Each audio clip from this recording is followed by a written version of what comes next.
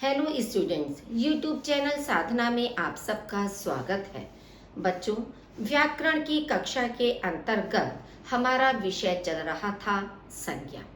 संज्ञा हम आपको स्पष्ट कर चुके हैं, लेकिन संज्ञा के अंतर्गत हमने 3 चीजों को पढ़ना है।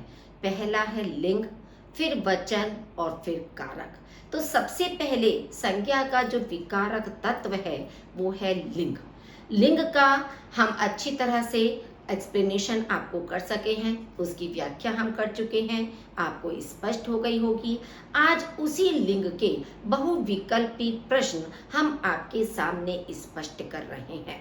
जिस रूप में आपकी प्रतियोगी परीक्षाओं में प्रश्न आते हैं, उसी तरह के प्रश्नों का निर्माण आपके लिए किया गया है। इसलिए हर प्रश्न को ध्यान से देखना है, सुनना है, समझना है कि किस तरह से हम लिंग को पहचाने कि कहाँ हमारा स्त्रीलिंग है और कहाँ हमारा पुल्लिंग है। तो इन सब चीजों को आपको ध्यान से देखना है। चलिए हम स्टार्ट करते हैं अपना। फर्स्ट प्रश्न आपका है, निम्नलिखित शब्दों में पुल्लिंग शब्द है। 4 विकल्प आपके सामने हैं, घास, आय, व्यय और नहर। अब आप देखिए कि बाय द वे आपके सामने ये आंसर नहीं है, तो आप चारों में कैसे पहचानोगे कि यहाँ पर पुल्लिंग शब्द कौन सा है। तो इसके लिए आपको एक एक शब्द का वाक्य बनाकर देखना है। जैसे कहना ना कि घास बड़ी हरी भरी है, बहुत ताजी घास लग रही है, तो इसका मतलब क्या है, घास आपका स्त्रीलिंग में हो गया। आय का, उसकी आय अच्छी है, तो आय अच्छी शब्द जब हमने लगाया तो इसका मतलब आय भी हमारा स्त्रीलिंग शब्द हो गया। नहर, नहर बहुत गहरी है, या नहर का पानी, जैसे नहर सिंचाई के काम आती है, तो इस तरह से नहर भी हमारा स्त्रीलिंग को बता रहा है। अब है आपका व्यय, उसने विवाह में बहुत पैसा व्यय किया, या उसने कपड़ों पर बहुत पैसा व्यय किया, यानी कि व्यय शब्द के साथ हमने किया शब्द का प्रयोग किया है। ये तो आप नहीं कहोगे कि उसने बहुत पैसा व्यय की, वो सुनने में भी अच्छा नहीं लग रहा है और ना ही उसका प्रयोग होता है। तो कभी भी किसी भी प्रश्न में पुल्लिंग और स्त्रीलिंग पहचानने का तरीका यही होता है कि हर शब्द को आप वाक्य में प्रयोग करके देखें, उससे आपको आसानी से स्पष्ट हो जाएगा। तो इसमें सही उत्तर आपका था व्यय।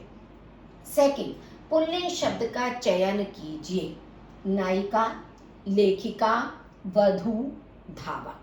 अब इसमें स्पष्ट है, नायिका का पुल्लिंग आपका नायक हो जाता है, लेखिका का लेखक होता है, वधू का वर होता है, तो इसका मतलब ये तीनों हमारे स्त्रीलिंग शब्द हैं और धावक हमारा पुल्लिंग शब्द है। धावक कहते हैं दौड़ लगाने वाला, दौड़ करने वाला, इसका स्त्रीलिंग बन जाता है धाविका। नेक्स्ट है, कौन सा शब्द स्त्रीलिंग है। मित्र, सूचना, उपहार, अध्याय। अब मित्र, मित्र शब्द आपका आ जाएगा कि मेरा मित्र स्वभाव से बहुत अच्छा है, क्योंकि हमने आपको लिंग के पढ़ाते समय बताया था कि 3 तरह से हम लिंग को पहचान सकते हैं, सर्वनाम से, विशेषण से या क्रिया से। अब आप देखिए कि मित्र, आप कि मेरा मित्र बहुत अच्छा है, अच्छा मतलब आपका विशेषण हो गया। आप ये तो नहीं कहोगी कि मेरी मित्र बहुत अच्छी है। मेरी मित्र बहुत अच्छी आपकी तब पता चलेगी जब आप उसे वाक्य में प्रयोग करेंगे। तो वाक्य में प्रयोग करने पर तो पता चल जाएगा कि आप स्त्री के लिए प्रयोग कर रहे हैं, लेकिन जब अलग से हम इस तरह के शब्द का प्रयोग करते हैं बिना वाक्य के, तो मित्र हमारा ये पुल्लिंग के अंतर्गत ही आता है। उपहार, पिता ने मुझे बहुत अच्छा उपहार दिया। हम ये नहीं कहते उपहार दी, उपहार दिया, तो उपहार आपका पुल्लिंग हो गया। यह अध्याय बहुत बड़ा है, तो बड़ा आपका विशेषण से पता चल रहा है, अध्याय आपका पुल्लिंग हो गया। सूचना दे दी गई, यानी कि दे दी गई, गई से हमें पता चल रहा है कि सूचना शब्द हमारा स्त्रीलिंग है। हिंदी के शब्दों का लिंग निर्धारण किसके आधार पर होता है। प्रत्यय, संज्ञा, क्रिया या सर्वनाम। क्योंकि हम संज्ञा के अंतर्गत पढ़ रहे हैं, लिंग, वचन, कारक संज्ञा के अंतर्गत आते हैं, तो इसलिए हिंदी के शब्दों का लिंग निर्धारण संज्ञा के आधार पर होता है। निम्नलिखित में पुल्लिंग शब्द है सरसों, मकई, बाजरा या मूंग। तो अनाजों में भी आपको बताया गया था कि मकई, मूंग, सरसों ये सब हमारे स्त्रीलिंग के अंतर्गत आते हैं। कहते हैं ना कितनी पीली सरसों बाग में खिली हुई है, खेतों में खिली हुई है। तो पीली सरसों, पीली विशेषण से हमें पता चल गया सरसों स्त्रीलिंग है। मकई, मकई मीठी है, ठीक है, या मूंग हरी होती है, तो हरी है, मीठी है, पीली है, ये सब क्या है, ये एक स्त्रीलिंग का बोध करा रहे हैं। बाजरा, बाजरा अच्छा नहीं है, तो बाजरा हमारा पुल्लिंग के अंतर्गत आता है। कवि शब्द का स्त्रीलिंग शुद्ध रूप है कवित्री, कवियत्री, कवयित्री या कवियत्री। सबसे ज्यादा अशुद्धि बच्चे इसी में करते हैं, मात्रा को पहचानने में। बच्चों, कवित्री शुद्ध शब्द इस रूप में लिखा जाता है कि या पर छोटी ई की मात्रा और त्रा पर बड़ी ई की मात्रा आएगी। तो इस तरह के शब्द पर विशेष ध्यान रखिए, क्योंकि इस तरह के प्रश्न सबसे ज्यादा एग्जाम में पूछ लिए जाते हैं। क्योंकि हैं तो चारों आपके कवित्री, लेकिन केवल मात्रा के कारण आप गलत मार्क कर सकते हो, तो मात्राओं पर भी ध्यान देना आवश्यक होता है। गिरगिट, भेड़िया, मच्छर आदि शब्द हैं नित्य पुल्लिंग, नित्य स्त्रीलिंग, दोनों लिंगों में स्वीकार या इनमें से कोई नहीं। नित्य का मतलब होता है सदैव, हमेशा। कि गिरगिट, हम कहते हैं ना गिरगिट अपना रंग बदलता रहता है, यानी कि गिरगिट हमारा पुल्लिंग हो गया। भेड़िया, भेड़िया बच्चे को खा गया, बच्चे को उठाकर ले गया, तो भेड़िया भी हमारा पुल्लिंग हो गया। मच्छर ने काट लिया, तो मच्छर भी हमारा पुल्लिंग हो गया। तो इसका मतलब क्या है कि ये तीनों शब्द हमेशा हमारे पुल्लिंग में प्रयुक्त होते हैं। और इस तरह के शब्दों का यदि आपका स्त्रीलिंग बनाने के लिए आता है कि मच्छर का स्त्रीलिंग रूप क्या होगा, तब आप क्या करोगे कि वहां पर आप स्त्रीलिंग बनाने के लिए मादा मच्छर का प्रयोग करोगे। स्त्रीलिंग से पुल्लिंग पूछा जाए तो नर शब्द का प्रयोग करना पड़ेगा कि नर मच्छर। अगर मान लीजिए पुल्लिंग पूछा गया कि मच्छर का पुल्लिंग बताइए, तो मच्छर का पुल्लिंग करने के लिए आपको नर मच्छर करना पड़ेगा। यहाँ आपसे केवल स्त्रीलिंग और पुल्लिंग अलग से नहीं पूछा गया है, इसलिए हमने नर और मादा का प्रयोग नहीं किया है, क्योंकि साधारणतः रूप में हमारा ये पुल्लिंग के रूप में ही प्रयुक्त होते हैं। स्त्रीलिंग पुल्लिंग का कौन सा जोड़ा सही नहीं है?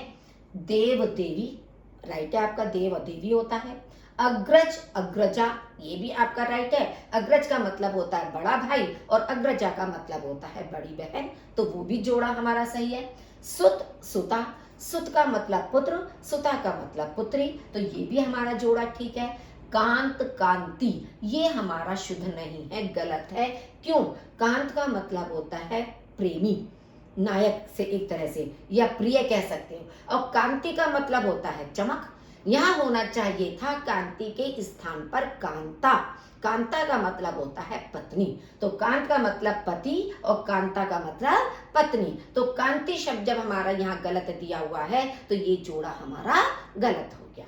नेक्स्ट है विद्वान शब्द का स्त्रीलिंग क्या होगा? विद्यामती, विद्यावंती, विद्रवंती, क्या इस तरह के शब्द कभी आपने सुने हैं किसी विद्वान स्त्री के लिए? तो आपका विद्वान शब्द विदुषी होता है स्त्रीलिंग में। अगर आपसे कभी उलटकर पुल्लिंग पूछने के लिए आ जाए कि विदुषी शब्द दिया है, इसका पुल्लिंग क्या होगा, तो वो आपका विद्वान होगा। तो इस तरह के अपोजिट शब्द भी, विलोम शब्द भी आपको अपने ध्यान में रखने हैं। निम्नलिखित शब्दों में कौन सा शब्द स्त्रीलिंग नहीं है? रोटी, पूड़ी, पानी, नदी। देखिए रोटी आपका स्त्रीलिंग शब्द है, माँ ने रोटी बनाई, माँ ने पूड़ी बनाई, दोनों आपके स्त्रीलिंग शब्द हो गए। नदी, नदी तेज रूप से बह रही है, तो नदी भी आपका स्त्रीलिंग हो गया। पानी शब्द हमेशा हमारा पुल्लिंग में प्रयुक्त होता है, क्योंकि आपसे प्रश्न पूछा है स्त्रीलिंग नहीं है। नहीं शब्द पर आपको विशेष ध्यान देना है। तो आप कहते हैं ना मैंने पानी पी लिया, तो पी लिया यानी कि पुल्लिंग के रूप में पानी का प्रयोग किया जाता है। निम्नलिखित में से कौन सा शब्द है जिसे संस्कृत में पुल्लिंग और हिंदी में स्त्रीलिंग माना जाता है? मतलब वो शब्द दोनों भाषाओं में प्रयुक्त होता है, संस्कृत में भी होता है और हिंदी में भी होता है, लेकिन संस्कृत में पुल्लिंग के रूप में और हिंदी में स्त्रीलिंग के रूप में प्रयुक्त होता है। नदी, आत्मा, धरती, केवल एक कृपा शब्द ऐसा है जो संस्कृत में पुल्लिंग माना जाता है। आकारांत शब्द हो गया आपका, कि कहते हैं ना कृपा, यहाँ कृपा का, लेकिन हिंदी में उसने मेरे ऊपर कृपा की, तो हिंदी में आपका स्त्रीलिंग हो गया। उसने मुझे पर कृपा दिखाई या मेरे ऊपर कृपा की, तो हिंदी में ये आपका स्त्रीलिंग हो गया और संस्कृत में ये पुल्लिंग है। बाकी सारे शब्द आप देखिए हिंदी में स्त्रीलिंग के रूप में ही है। नदी अभी आपको बताया था स्त्रीलिंग है। धरती मेरी माता है, तो धरती आपका स्त्रीलिंग है। आत्मा, आत्मा आपका स्त्रीलिंग के रूप में प्रयुक्त होता है। केवल कृपा शब्द आपका ऐसा है जो हिंदी में स्त्रीलिंग और संस्कृत में पुल्लिंग होता है। साधु शब्द का स्त्रीलिंग शब्द है साधुनी, साधु आइन, साधुवाइनी या साध्वी। कभी भी आपने इस तरह के शब्दों का प्रयोग नहीं सुना होगा, क्योंकि बहुत सारे बच्चे जल्दीबाजी में साधु का साधुनी कर देते हैं, लेकिन नहीं, साधुनी कोई शब्द नहीं होता है, साध्वी शब्द होता है। राइट, तो साधु का सही और शुद्ध रूप हमारा साध्वी है। कर्ता के लिंग का पता न होने पर क्रिया होती है, कि कर्ता का अगर हमें लिंग ज्ञात नहीं है क्या है, तो वहां पर न होने पर क्रिया कौन सी होती है, वचन के अनुसार, स्त्रीलिंग में, पुल्लिंग में या कर्ता के अनुसार। अब मान लीजिए आपका कर्ता के अनुसार पता नहीं चल रहा है कि वो पुल्लिंग है या स्त्रीलिंग है, तो हम कैसे करेंगे? हम वचन के अनुसार क्रिया को हम प्रयुक्त करते हैं, कि लिंग पता ना होने पर क्रिया हमारी वचन के अनुसार प्रयुक्त होती है। क्योंकि बहुत सारे शब्द हमारे ऐसे होते हैं जो पुल्लिंग में भी प्रयुक्त होते हैं, स्त्रीलिंग में भी प्रयुक्त होते हैं, या एक वचन है वो या बहुवचन है, तो वहां पर हम क्रिया के माध्यम से उस पर समझते हैं, तो वहां पर क्रिया हमारी वचन के अनुसार प्रयुक्त होती है। चीटी का पुल्लिंग शब्द चयन कीजिए। चीता, चीटे, चेटा, नर चीटी। अब जल्दीबाजी में तो हम यही कह देते ना कि घर में आम बोलचाल में चीटा, कि चीटी का हमने चीटा बना दिया, कि चीटा आ गया, चीटा चल रहा है, लेकिन नहीं। इस तरह की जितनी भी चीजें होती हैं, अभी मैंने इससे पहले प्रश्न में भी मच्छर के साथ आपको बताया था, तो यहाँ पर हम नर चीटी या मादा चीटी करके ही प्रयोग करते हैं। अगर इस तरह का प्रश्न हमारी परीक्षा में आता है, इस बात को जरूर ध्यान में रखिए कि जितने भी आपके मच्छर हैं या पशु पक्षी जो भी आपके हैं, इस तरह के कीट है, तो उन सब में हमें नर और मादा का प्रयोग करना है। नेक्स्ट, दिए गए विकल्पों में से ज्ञानवती का पुल्लिंग शब्द छांटिए। ज्ञानवत, ज्ञानवान, ज्ञान युक्त, ज्ञाने। तो ज्ञानवान से ज्ञानवती बनता है, जैसे भगवान से भगवती बनता है, गुणवान से गुणवती बनता है। तो जिनके बाद में वान शब्द लगा होता है वो स्त्रीलिंग में वती शब्द में प्रयोग हो जाता है। ये हमेशा एक नियम याद रखिए कि जिस भी शब्द के बाद में आपका वान लगा हुआ होगा, तो इसका मतलब उसका स्त्रीलिंग जो परिवर्तित रूप है उसमें वती शब्द लग जाएगा। क्लियर है? भगवान का भगवती, गुणवान का गुणवती, ज्ञानवान का ज्ञानवती, इस तरह के शब्द हम इसमें बनाते हैं। निम्नलिखित युग्मों में से एक लिंग की दृष्टि से शुद्ध है। सम्राट, सम्राटिनी, वीरांगने, वीरांगना, गोप, गोपिना, सुलोचन, सुलोचना। अब आपका क्या पूछा है क्वेश्चन? युग्मों में से एक लिंग की दृष्टि से एक जोड़ा आपका शुद्ध है, बाकी सब गलत है। कैसे? सम्राट का साम्राज्ञी होता है, सम्राटनी नहीं होता है, ये आपका गलत हो गया। वीरांगना शब्द वीर का होता है, वीरांगने नहीं होता, वीर का वीरांगना होता है, तो ये आपका गलत हो गया। गोप का गोपी होता है, गोपीना नहीं होता है, केवल सुलोचन और सुलोचना सही है।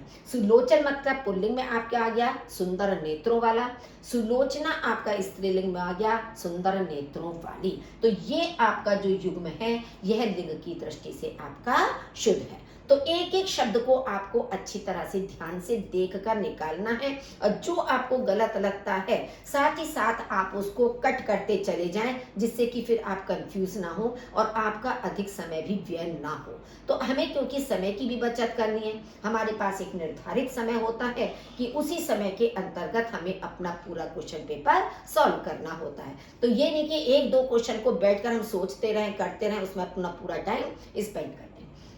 निम्नलिखित में से कौन सा शब्द स्त्रीलिंग और पुल्लिंग दोनों है? हार, धार, तार, बार। अब धार शब्द तो उसमें आता नहीं है, धार किसी भी रूप में आ सकता है, गंगा की धार, नहर की धार, उसी सेंस में आएगा, पानी की धार। तार शब्द भी आपका जैसे किसी वायर के रूप में आपका आ गया है, तार या बार है, तो इसका एक ही अर्थ होगा, अलग अलग अर्थ तो निकलेंगे नहीं कि इसको आपने पुल्लिंग में भी प्रयुक्त कर लिया और स्त्रीलिंग में भी कर लिया, ना ही आप बार को कर सकते हो।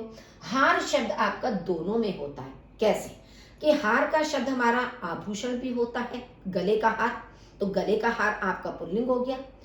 वह प्रतियोगिता में उसे हार मिली, तो हार आपका पराजय के सेंस में हो गया कि प्रतियोगिता में उसे या दौड़ में उसको हार मिली, तो हार मिली यानी कि उसको पराजय मिली। तो इस तरह से हार शब्द हमारा स्त्रीलिंग और पुल्लिंग दोनों में प्रयुक्त होता है। ये क्वेश्चन भी आपका बहुत इंपॉर्टेंट है, कई बार आपका प्रतियोगी परीक्षाओं में आ चुका है, तो इसलिए इस शब्द को भी अच्छी तरह ध्यान में रखिए। उचित स्त्रीलिंग रूप छांट कर लिखिए। तपस्वनी, तपस्विनी, तपस्विनी, तपसी। बच्चों उसका आपका उचित जो शब्द है तपस्विनी इस तरह से लिखा जाता है, क्योंकि इस तरह के शब्दों में हमें मात्राओं पर गौर करना बहुत जरूरी होता है। तपस्विनी ऐसे नहीं लिखा जाता। तपस्वी पुल्लिंग शब्द होता है, उसका तपस्विनी स्त्रीलिंग रूप बनता है, और तपस्विनी हमारा इस तरह से लिखा जाता है, क्योंकि उच्चारण देखिए आप, तपस्विनी, तो विनी जो व पे छोटी की मात्रा की आवाज आ रही है वो हमेशा हमारे आधे वर्ण से पहले लगेगी, आधे सा से पहले लगेगी। पुल्लिंग शब्द नहीं है। रत्न, मोती, बचपन या नकल। रत्न और मोती दोनों आपके, ये भी पुल्लिंग है और ये भी आपका पुल्लिंग है। कहते ना कि पुल्लिंग मोती चमक रहा है या रत्न चमकदार होता है। मेरा बचपन अच्छा बीता, यानी कि तीनों चीजें हमारे पुल्लिंग का बोध करा रहे। केवल नकल, उसने मेरी नकल की, नकल की यानी कि स्त्रीलिंग शब्द हो गया। तो यहाँ पर पुल्लिंग शब्द नकल नहीं है, बाकी तीनों शब्द आपके पुल्लिंग के रूप में प्रयुक्त हुए हैं। पुल्लिंग और स्त्रीलिंग में कौन सा जोड़ा सही नहीं है? मोटा मोटी, दाता दानी, धोबी धोबिन, तेली तेलिन। मोटा का मोटी ही होता है, धोबी का धोबिन ही होता है, तेली का तेलिन ही होता है। केवल दाता का दानी नहीं होता है, दाता का दात्री होता है, विधाता का विधात्री होता है। तो इस तरह के जो ता वाले आगे होते हैं आपके शब्द, ये आपके त्रा में परिवर्तित हो जाते हैं। तो दाता का जो शुद्ध आपका स्त्रीलिंग रूप होता है वो दात्री होता है, दानी नहीं। क्योंकि आम बोलचाल में हम दानी शब्द को सुनते रहते हैं ना, तो एग्जाम में भी जल्दीबाजी में दानी को सही मार्क कर देते हैं, लेकिन याद रखिए दाता, विधाता, इनसे विधात्री और दात्री ये शब्द बनता है आपका। नेक्स्ट है पुल्लिंग शब्द का चयन कीजिए। संविधान, किताब, गंगा, संसद। अब आप देखेंगे किताब आपका स्त्रीलिंग है कि मेरी किताब बहुत मोटी है, ठीक है, या मेरी किताब बहुत अच्छी स्थिति में है, तो किताब आपका स्त्रीलिंग हो गया। गंगा अभी हमने ऊपर नदी के रूप में बताया था, गंगा तेजी से बह रही है, ठीक है। या संसद, संसद भी हमेशा हमारा स्त्रीलिंग में होता है। संविधान केवल पुल्लिंग में होता है कि हमारा संविधान 1950 में लागू हुआ या बना, तो आपका देखिए उसे हमने पुल्लिंग की तरह से प्रयुक्त किया, तो संविधान शब्द हमारा पुल्लिंग के अंतर्गत आता है। निम्नलिखित में पुल्लिंग शब्द कौन सा है? भवदिया, दिव्या, साध्वी, संचालक। अब आप देखिए साध्वी शब्द तो आपका ऊपर भी आया था कि साधु शब्द का हमने साध्वी स्त्रीलिंग बताया था, तो ये तो आपका स्त्रीलिंग हो गया। भवदिया, हम पत्र लिखते हैं तो पत्र के एंड में आप देखते हैं कि जो बॉयज होते हैं, लड़के होते हैं, वे भवदिया लिखते हैं और जो लड़कियां हैं या गर्ल्स हैं वे भवदिया लिखती हैं। तो इसका मतलब भवदिया हमारा स्त्रीलिंग शब्द हो गया। डिब्बा पुल्लिंग होता है, डिबिया जो उसका छोटा रूप हो जाता है किसी बड़ी चीज का, वो हमारा स्त्रीलिंग के रूप में प्रयुक्त होता है। संचालक, संचालक कहते हैं किसी भी कार्यक्रम का संचालन करने वाला, तो उसे हम संचालक कहते हैं, ये हमारा पुल्लिंग शब्द के अंतर्गत आता है। इनमें से कौन सा शब्द परसर्ग के साथ प्रयुक्त होने के बावजूद विकारग्रस्त नहीं होता? परसर्ग कहते हैं बच्चों विभक्ति को, कारक विभक्ति, विभक्ति चेंज होता है कि परसर्ग के साथ प्रयुक्त होने के बावजूद भी जो विकारग्रस्त नहीं होता यानी परिवर्तित नहीं होता। लता, लता आपकी परिवर्तित हो जाती है, ठीक है, लताओं को मोड़ दो, तो लताओं को आपने लताओं के साथ परसर्ग शब्द लगा दिया तो लता से लताओं चेंज हो गया, आपका परिवर्तित हो गया। बहु, बहुओं को बुला लो तो बहुओं को, ये भी आपका परिवर्तित हो गया। लोटा, लोटे में जल भर दो तो लोटे में, लोटा से लोटे में, ये भी आपका परिवर्तित हो गया। दही, क्या दही का आप कोई बहुवचन इसके साथ कारक प्रयोग कर सकते हो? नहीं। अगर आप कहोगे कि दही को ले आओ, अगर दही को ले आओ भी कर रहे हो तो दही तो एज इट इज आपका रहा ना, उसका तो कोई बहुवचन आपका नहीं बना। जैसे लोटे बना, बहुओं बना, लताओं बना, लेकिन दहियों शब्द तो नहीं करोगे ना, दही आपका एक जैसा रहेगा। तो इसका मतलब है परसर्ग के साथ प्रयुक्त होने पर भी ये परिवर्तित नहीं हुआ, विकारग्रस्त नहीं हुआ।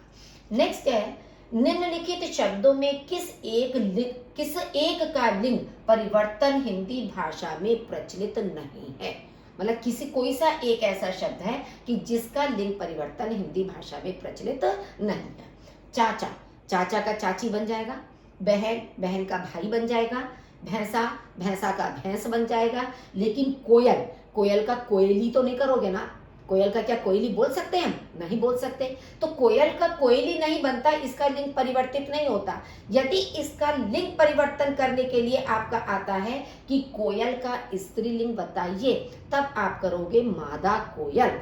कोयल का पुल्लिंग बताइए, तब आप करोगे नर कोयल। जैसे ऊपर भी मैं 2-3 प्रश्नों में आपको बता चुकी हूँ, तब कोयल का पुल्लिंग और स्त्रीलिंग तो बन सकता है, लेकिन अलग से इसका लिंग परिवर्तन हिंदी में नहीं होता है कि हम कोयल का कोयली करते हैं। तो ये आपका इसमें ध्यान देना है। निम्नलिखित में से कौन सा शब्द पुल्लिंग है? लगन, मीमांसा, आहट, माधुर्य। माधुर्य हमारा पुल्लिंग शब्द है। क्यों? क्योंकि ये मधुर शब्द से बना है, ठीक है, कि उसका शब्द बहुत मधुर है। तो ये आपका जो मधुर शब्द है ये हमेशा पुल्लिंग के अंतर्गत आता है, और मधुर शब्द से माधुर्य बनने के कारण ये आपका पुल्लिंग है, और बाकी ये सारे तीनों शब्द आपके स्त्रीलिंग के अंतर्गत आते हैं। निम्नलिखित में से कौन सा स्त्रीलिंग है? उत्साह, चक्रव्यूह, मृत्यु या संकल्प। अब आप देखिए, उसने खेल में अपना उत्साह दिखाया, तो उत्साह आपका पुल्लिंग शब्द हो गया। छाता, सॉरी बच्चों, उत्साह दिखाया, उत्साह आपका पुल्लिंग हो गया। चक्रव्यूह, कौरवों ने अभिमन्यु के लिए चक्रव्यूह रचा, चक्रव्यूह आपका पुल्लिंग हो गया। संकल्प, मैंने संकल्प लिया कि मैं कक्षा में प्रथम आकर दिखाऊंगा, संकल्प आपका पुल्लिंग हो गया। मृत्यु केवल आपका स्त्रीलिंग शब्द है कि मृत्यु जब आती है किसी को पता नहीं चलता, तो मृत्यु शब्द हमारा स्त्रीलिंग के रूप में प्रयुक्त होता है। इनमें से कौन सा शब्द पुल्लिंग नहीं है? बनावट, छाता, सूर्य, अमरूद। अब आप देखेंगे, छाता आपका पुल्लिंग शब्द है, ठीक है, कि छाता काला है, या सूर्य तेज चमक रहा है, अमरूद मीठा है, ये तीनों आपके पुल्लिंग में आ गए। केवल बनावट शब्द आपका पुल्लिंग नहीं है। हम कहते हैं ना कि इस इमारत की बनावट अच्छी है, तो बनावट अच्छी शब्द होता है, चाहे किसी भी चीज की बनावट हो, तो बनावट के साथ अच्छी शब्द आ रहा है, तो ये आपका स्त्रीलिंग हो गया। वीर का स्त्रीलिंग है, ये अभी एक प्रश्न में आपका शब्द युग्म में आया था कि वीरांगने के साथ वीरांगना था। जब मैंने आपसे कहा था कि वीर का वीरांगना होता है, तो यहाँ पर वीर का स्त्रीलिंग आपका वीरांगना प्रयुक्त हुआ है। नेक्स्ट है आपका, निम्नलिखित में से कौन सा शब्द पुल्लिंग है? दया, आभार, माया या भाषा। अब आप देखेंगे उसने गरीब पर दया दिखाई, तो दया दिखाई स्त्रीलिंग हो गया।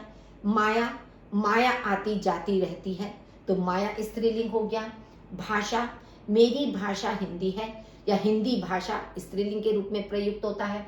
आभार, आभार व्यक्त किया, तो आभार व्यक्त किया जब हम इस तरह से बोलते हैं तो आभार हमारा पुल्लिंग शब्द है।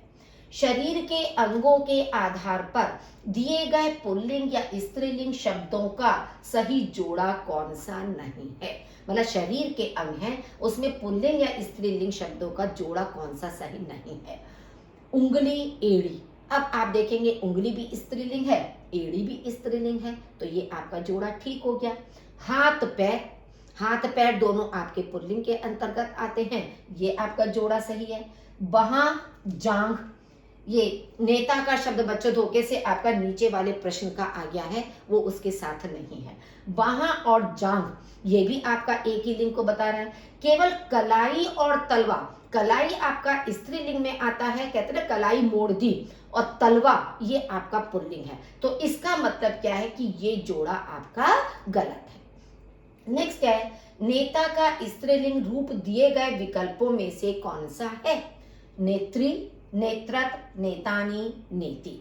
अब देखिए अभी इसी तरह का शब्द मैंने ऊपर बताया था, दाता का दात्री, विधाता का विधात्री, वैसे ही नेता का नेत्री शब्द बनेगा, यानी कि बाद में जिनमें ता आपका इस तरह से होता है वो त्री में परिवर्तित हो जाता है, ऐसे ही होता है अभिनेता, अभिनेत्री, तो नेता से आपका नेत्री सही शब्द बनेगा।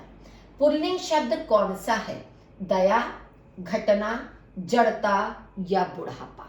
दया दिखाई स्त्रीलिंग शब्द हो गया, घटना घटी स्त्रीलिंग शब्द हो गया, जड़ता मूर्खता के रूप में आ गया कि उसकी जड़ता देख ली हमने, ये मूर्खता दिखाई देती है। बुढ़ापा, बुढ़ापा आप देखिए चाहे पुल्लिंग में प्रयुक्त करें चाहे स्त्रीलिंग के साथ करें, कहते ना मोहन को बुढ़ापा आ गया, गीता को बुढ़ापा आ गया, तो यानी बुढ़ापा शब्द हम चाहे स्त्रीलिंग शब्द के साथ करें चाहे पुल्लिंग शब्द के साथ करें, लेकिन बुढ़ापा शब्द हमारा पुल्लिंग के रूप में ही प्रयुक्त होता है। मनगढ़ंत शब्द में लिंग बताइए। पुल्लिंग, स्त्रीलिंग, उभयलिंग, नपुंसकलिंग। अब यहाँ पर आपको सबसे ज्यादा ध्यान से समझने की जरूरत है क्योंकि ये अलग तरह से आपका प्रश्न आया है। अब आप देखिए मनगढ़ंत, मनगढ़ंत माने मन से बनाई हुई। अब मनगढ़ंत कहानी भी हो सकती है, मनगढ़ंत घटना भी हो सकती है कि उसने मनगढ़ंत घटना सुनाई, मनगढ़ंत कहानी सुनाई, तो इसका मतलब कहानी घटना से ही मनगढ़ंत शब्द हमारा स्त्रीलिंग में आ सकता है। अब मनगढ़ंत प्रसंग भी तो हो सकता है कि उसने मनगढ़ंत प्रसंग सुनाया, तो प्रसंग सुनाया वो आपका पुल्लिंग हो गया। तो इसका मतलब क्या है कि मनगढ़ंत शब्द ना तो हमारा पुल्लिंग में आया ना स्त्रीलिंग में आया, यानी कि उभयलिंग।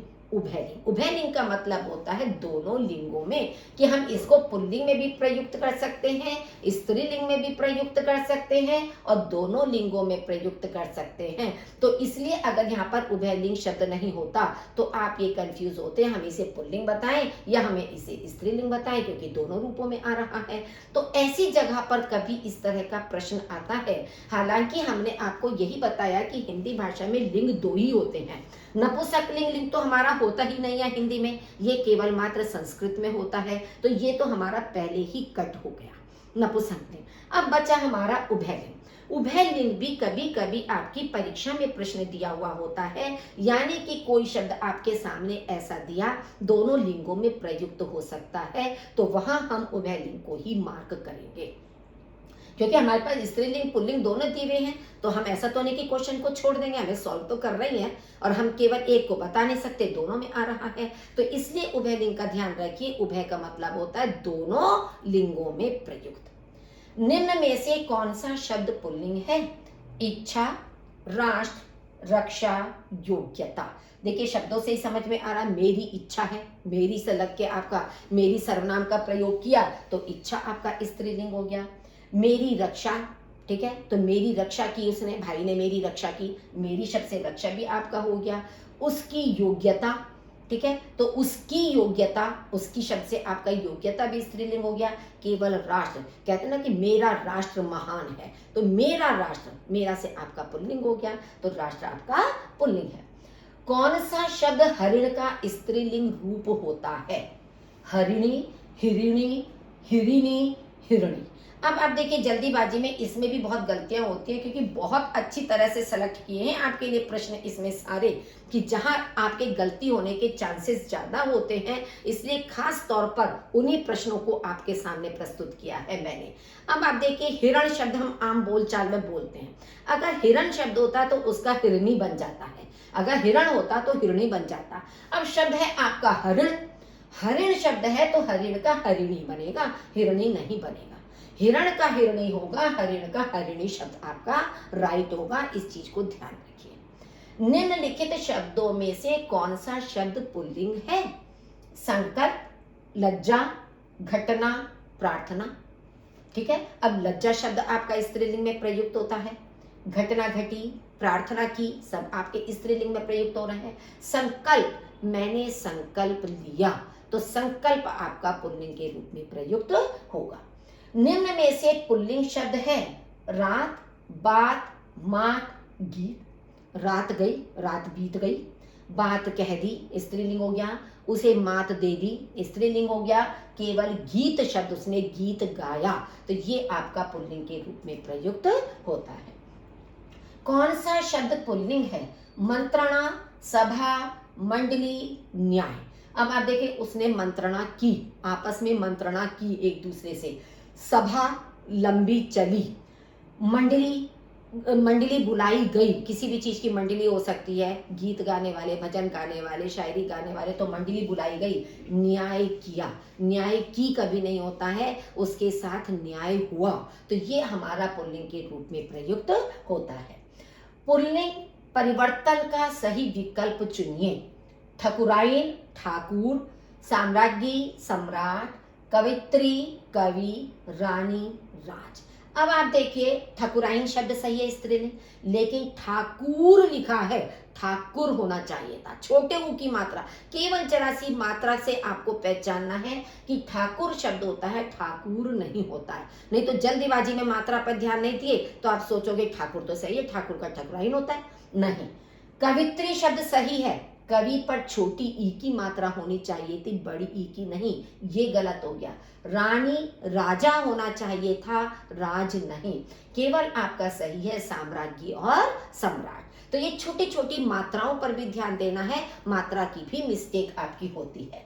व्याकरण में लिंग किस श्रेणी में आता है? विकारी, अविकारी, उपर्युक्त दोनों, उपर्युक्त में से कोई नहीं।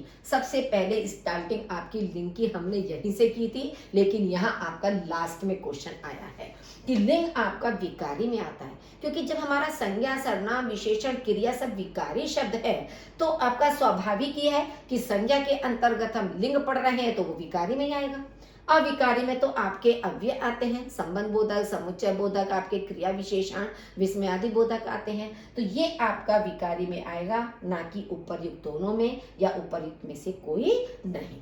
तो इस तरह से बच्चों आपके सामने हमने 40 प्रश्न बहुत अच्छे तैयार करके प्रस्तुत किए थे, अच्छी तरह से आपको स्पष्ट भी किए हैं। जो छोटी छोटी गलतियां आपको बताई हैं हमने कि कहाँ मात्राओं पर ध्यान देना है, कहाँ उसका विलोम शब्द है या उसका स्त्रीलिंग कैसे आपको पहचानना है, उन चीज़ों का आपको अभ्यास करना है और अधिक।